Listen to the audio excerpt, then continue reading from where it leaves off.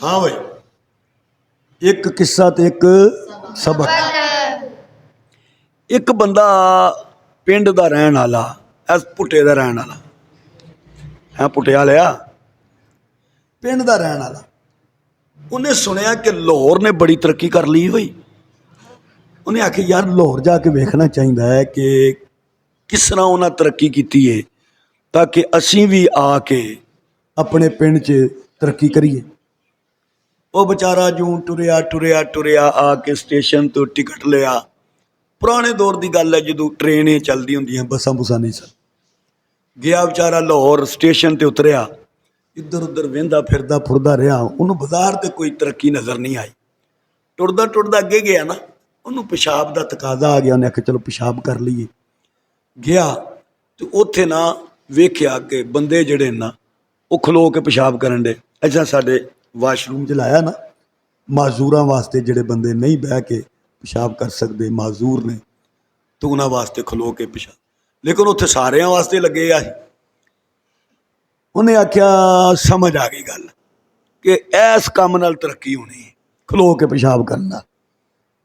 वो आ गया, उन्हें आख्या पिंड जाके ना मैं भी यह निज़ाम शुरू करना है कि खलो के पेशाब करांगे तो साडा पिंड भी जड़ा ना वो तरक्की कर जाएगा। आया तो पिंड कोल जो पहुंचा तो उन्होंने पेशाब आ गया। उन्हें उत्थे खलो के ना पेशाब शुरू कर छड़िया। उधरों पिंडों एक मौलवी साहब जड़े सन ना पिंड दे, मियाँ होरी, वो आ गए। उन्हें वेख्या कि चंगा भला बंदा है, समझदार बंदा है, तो खलो के पेशाब करन दिया। उन्हें पिछों लत्त मार छड़ी, वो डिग पिया। डिग पिया, उन्हें मुड़ के वेख्या, कहने लगा मौलवी जी पिंड ने तो तरक्की कर जानी सी, पर तुहां तरक्की नहीं करन देनी।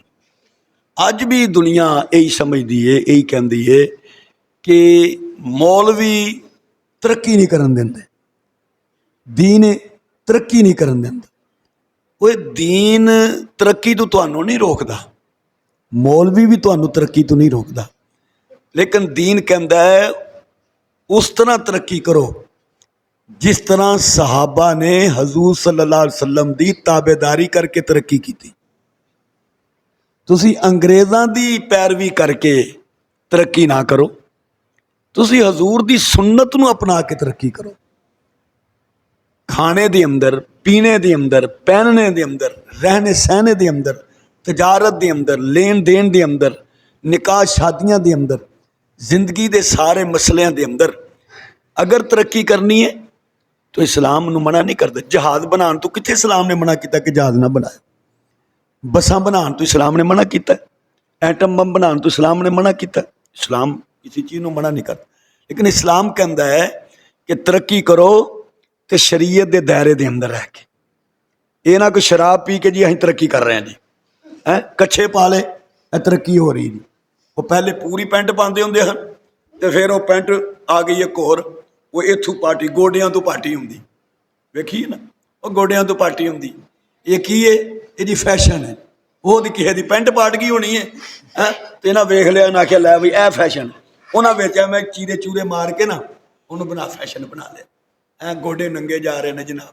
वो फिर हुण की तरक्की हो गई, हुण जनाब वो कच्छे आ गए ने, लांग कच्छे, हैं कोई लांग पा लिया, कोई गोडे तो तां पा रहा, कोई ठां पा रहा है, उत्ते छोटी जी वो पा ली, उत्ते बुनियानी जी है, कच्छी जी उत्ते पा ली तो कच्छी थले पा ली। तो ये की ये तरक्की हो रही। इस्लाम ने कितना सोहना लिबास दिता है, कमीज पहनो, शलवार पहनो, है बड़ा मुहज्जब अंदाज के अंदर। तो जिन्हें पेंट पाई होंगी है बेचारा बेल्ट पाई तो वह भी औखा, नमाज पढ़ता तां भी औखा, सजदा करे तां भी औखा, तो कमीज शलवार के अंदर बंदा रहिंदा ही सौखा है। तो इस्लाम तरक्की तो मना नहीं करता, मगर यह खलो के पेशाब करने वाली तरक्की तो मना करता। कि सुन्नत के मुताबिक जिंदगी अगर गुजारो, जिंदगी दे अंदर अगर बढ़ोतरी पैदा करो, तरक्की करना चाहो तो फिर किस तरह करनी है, सुन्नत के मुताबिक, कुरान और सुन्नत के मुताबिक तरक्की करो, तो वो तरक्की दुनिया और आखिरत की कामयाबी का जरिया बनेगी।